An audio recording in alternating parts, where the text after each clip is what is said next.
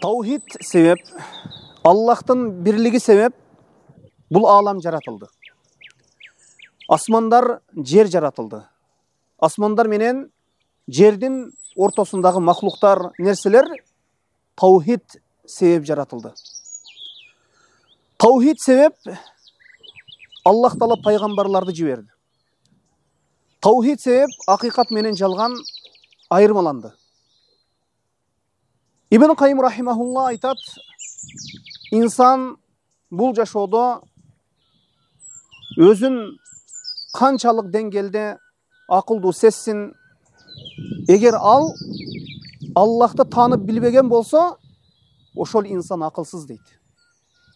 Эгер ким бул жашоодо Аллахтын таухидин, бирлигин таанып билбеген болсо, ал канчалык деңгээлде өзүнү акылдуу сезсин, акылдуу деп билсин, ал акылсыз. Анткени ал Аллахты таанып билбейт. Аллаху алам.